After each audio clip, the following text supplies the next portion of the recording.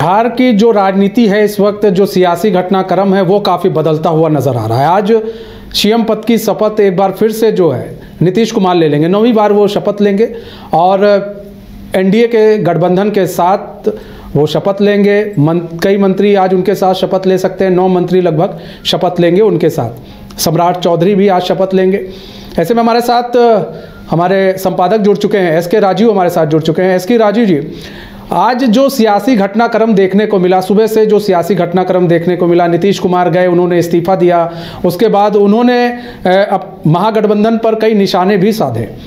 तो ये जो निशाना साधने वाली बात आई कि आप कह रहे हैं कि हमने जो काम किया उस काम का क्रेडिट भी कोई और ले रहा है, तो ये यानी कि काफ़ी समय से ये चल रहा था, ये सारे मामले चल रहे थे।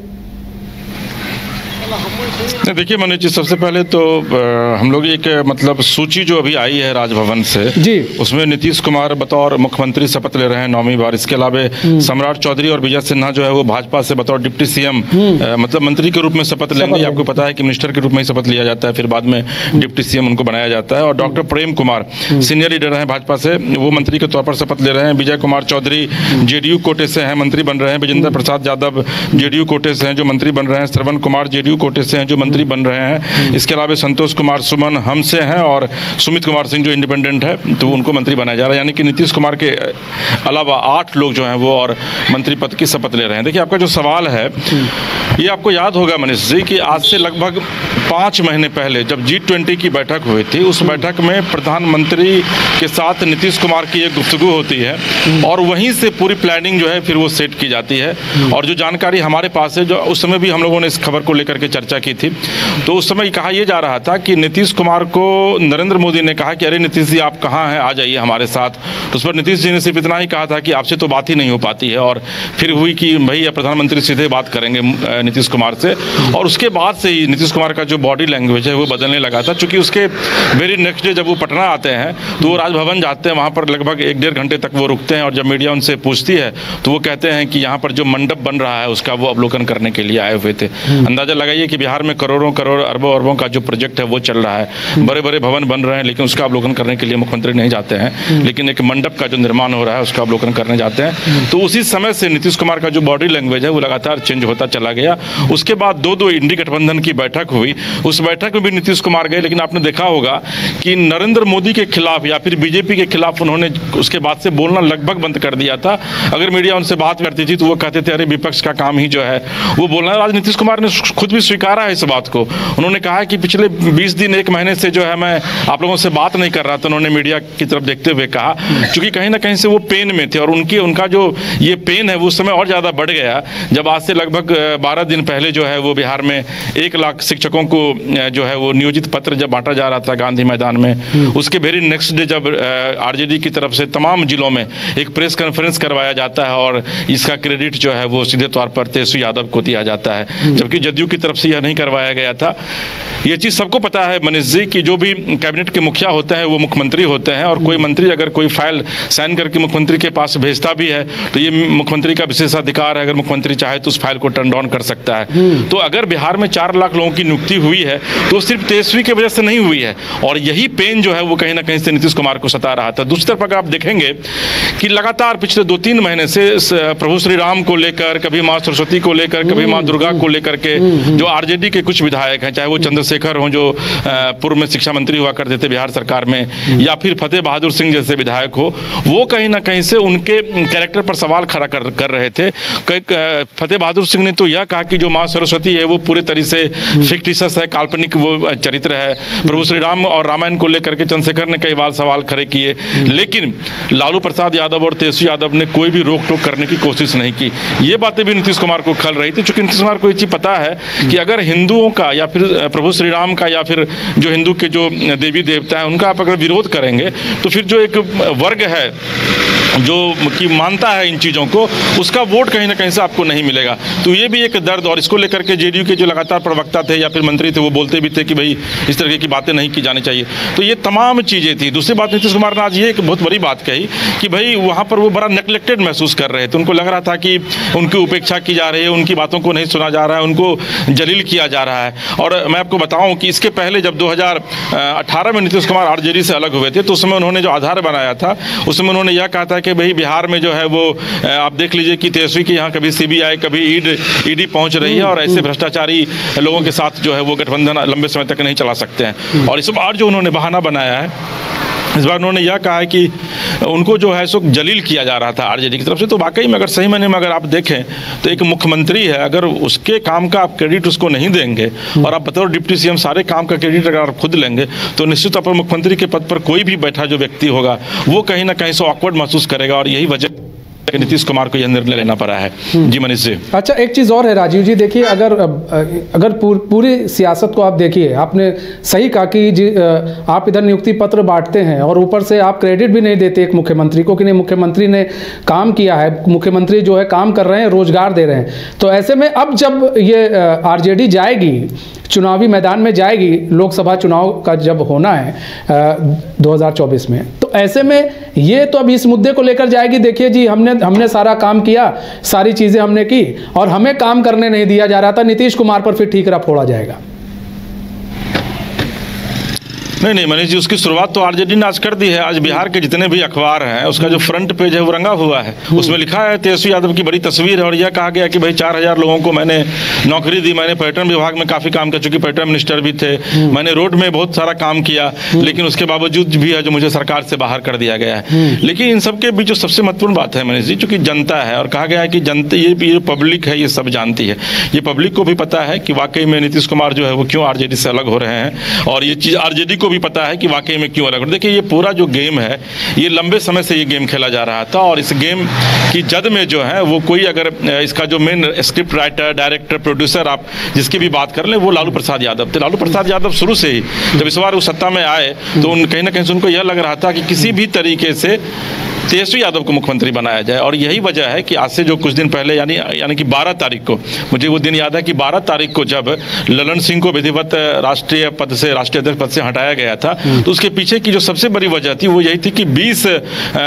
जेडीयू के विधायकों को ललन सिंह जो है वो तोड़ रहे थे और ये बातें नीतीश कुमार को पता चल गई। तो नहीं तो भाई आप ये बताइए कि कोई भी जब चुनाव का वक्त हो उस समय कोई भी अपने राष्ट्रीय अध्यक्ष को नहीं हटाएगा, बल्कि इवन की राष्ट्रीय अध्यक्ष को एक्सटेंशन दिया जाता है और अन्य पार्टियों में या फिर जेडीयू में भी। लेकिन ऐसा पहली बार देखने को मिला, चूंकि ये कहीं न कहीं से नीतीश कुमार को लग गया कि भाई अगर 20 विधायक को ललन सिंह तोड़ करके साथ ले जाते हैं और जो हमारे सोर्सेज बता रहे थे उसमें यह कहा जा रहा था कि ललन सिंह को या तो उप मुख्यमंत्री का पद दिया जाएगा या फिर मनोज झा की जो सीट खाली हो रही है अप्रैल में राज्यसभा की उस पर जो है ललन सिंह को फिर से भेजा जाएगा, जो कि यहाँ पर होने वाला नहीं था। तो ये चीज़ें नीतीश कुमार को पता लग गई थी और उसके बाद ही एक प्लानिंग जो है नीतीश कुमार ने तय किया और फिर आनंद फानंद में ललन सिंह से इस्तीफा ले लिया गया। आज देखिए कि ललन सिंह की क्या स्थिति है कि ललन सिंह जो नीतीश कुमार के साथ साई की तरह हुआ करते थे, अभी 2 बार राजभवन गए हैं लेकिन गाड़ी में संजय झा जैसे लोग बैठे हुए हैं और ललन सिंह जो है वो अनुपस्थित है, वो उपस्थित नहीं है। तो एक बड़ी वजह जो है वो इसको जोड़ करके देखा जा रहा है कि कहीं ना कहीं से तेजस्वी यादव को लेकर के लालू प्रसाद यादव पूरी तरीके से बैटिंग कर रहे थे और अंत तक लालू प्रसाद यादव, कल तक लालू प्रसाद यादव ने यह कोशिश की है कि सरकार को किस तरीके से बचाया जाए। अभी जब नीतीश कुमार इस्तीफा देने जा रहे थे उसके पहले भी ये खबर आ रही थी कि भाई लालू प्रसाद यादव गेम करेंगे और आरजेडी की तरफ से भी है जो सरकार बनाने की का दावा जो है वो पेश किया जाएगा। तो यूं ही गठबंधन अचानक 15 महीने में गठबंधन के साथ जाना, फिर 15 महीने के भीतर गठबंधन का साथ छोड़ना ये इतना आसान नहीं होता है। तो निश्चित तौर पर कुछ ना कुछ बातें हुई थी और ऐसी बातें हुई थी जिस पर अब नीतीश कुमार और उनकी पार्टी का अस्तित्व जो है उस पर प्रश्न चिन्ह खड़ा होने लगा था। या फिर अगर नीतीश कुमार कंटिन्यू करते सरकार में तो हो सकता है एक ऐसा भी वक्त आता कि पूरी सरकार को जो है वो लालू प्रसाद यादव हाईजैक कर लेते और नीतीश कुमार पैदल हो जाते। इन तमाम चीज़ों को लेकर के नीतीश कुमार ने फिर अपने सहयोगियों के साथ चर्चा की और सहयोगियों के साथ चर्चा करने के बाद चूंकि नरेंद्र मोदी के साथ इनकी सीधी बातचीत हो रही थी, जिन्होंने खुद भी स्वीकार किया है कि बातचीत लंबे समय से चल रही थी और उसके बाद फिर इनको लगा कि भाई कंफर्ट मेजोरिटी जो है वो बीजेपी के साथ जाने पर है और उसके बाद वो फिर वो बीजेपी के साथ आज चले आए। दूसरी जो महत्वपूर्ण बात है मनीष जी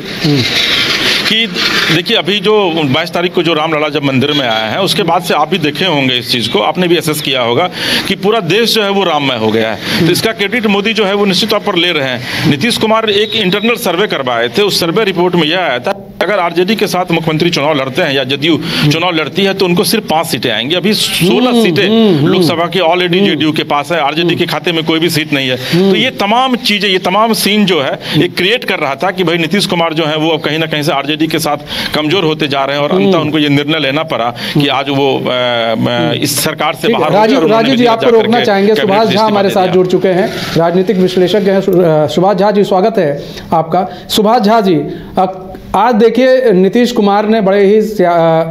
सियासी उठापटक के बीच अपना इस्तीफा सौंप दिया और एनडीए के साथ गठबंधन पे जा रहे हैं, जिनका कहा गया था कि जो नीतीश कुमार कह रहे थे अब हम कभी भी इनके साथ नहीं जाएंगे, आज उसी एनडीए के साथ उनको आना पड़ रहा है। कई कयास तो कई लगाए जा रहे हैं, तमाम तरह की बातें निकल के आ रही हैं कि लल्लन सिंह जो है विधायक तोड़ रहे थे, इसलिए भी काफ़ी नीतीश कुमार नाराज थे लालू यादव से। रामलला की बात भी आ रही है, रामलला की प्राण प्रतिष्ठा को लेकर भी बात आ रही है कि भाई रामलला का जब प्राण प्रतिष्ठा हुआ तो उस दौरान जो है अगर बात किया जाए आरजेडी और जेडीयू अगर मिलकर भी चुनाव लड़ते हैं तब भी बीजेपी जो है उनसे आगे निकल रही थी। तो आप किस तरह से पूरे घटनाक्रम को देख रहे हैं और मेन वजह आपको क्या लग रही है, क्या रही होगी?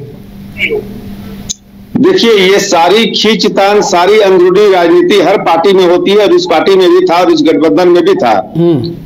लेकिन मूल प्रश्न वो ये था कि नीतीश जी चाह रहे थे कि महागठबंधन के संयोजक बने,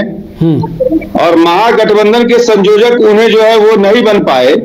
या उन्हें महागठबंधन ने अपना संयोजक नहीं बनाया। तो अंदरूनी गुस्सा जो था वो यहाँ था, और राजद से उनका खींचतान चल रहा था। राजद से जो सपोर्ट, जिस स्तर का सपोर्ट उन्हें चाहिए था, वो सपोर्ट न तो लालू यादव ने दिया, न तेजस्वी ने वकालत की जाकर के बाहर दिल्ली। और इन तमाम चीजों के बाद नीतीश जी काफी असहज हो गए थे। दूसरा, हर बात पर जो है राजद का दखल हो रहा था नीतीश जी के कामों में। नीतीश जी को इतने दिनों में आदत लग चुकी है कि वो जो कहेंगे वो होगा, बाकी लोग उनके फॉलोवर हो, बाकी सारे मंत्री। इन सारे चीजों का आप इस परिप्रेक्ष्य में देखिए। दूसरी बात, जो अभी जो अयोध्या में जो राम मंदिर बना, उसके बाद से नीतीश जी को लग रहा था कि इस बार जो है हमारी चुनावी नैया जो है फिर लोकसभा में जो है हमारे ऊपर बहुत बड़ा दबाव बन जाएगा।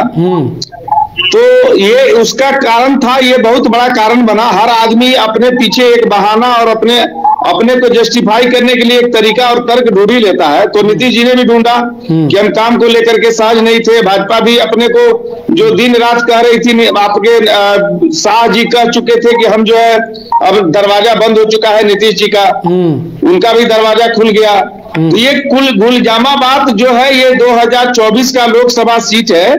और मुझे लगता है कि मैं फिर फोरकास्टिंग कर रहा हूं कि 2024 के लोकसभा बीतने के बाद फिर एक बिहार में राजनीतिक हलचल तेज होगा, और उसके बाद फिर एक नई तरह की समीकरण बनेगी। लेकिन ये 2024 के चुनाव को अभी देखना बाकी है। अच्छा, एक और समीकरण बन सकता है। अच्छा, ऐसे में अगर राजीव जी अगर हम बात कर लें, देखिए समीकरण की बात की जा रही है, यहाँ पर सुभाष झा जी बड़े जाने जाते हैं, हर चीज़ को बड़े बारीकी से देखते हैं। तो ऐसे में राजीव जी अगर हम बात कर लें, यहाँ पर लोकसभा चुनाव के बाद भी कुछ उठापटक हो सकती है बिहार की राजनीति में। अभी तो ये ले लेंगे, शपथ ले लेंगे, मंत्री बन जाएंगे, उसके बाद भी कुछ हो सकता है। और जो फार्मूला तय किया गया है राजीव जी, वो फार्मूला क्या है?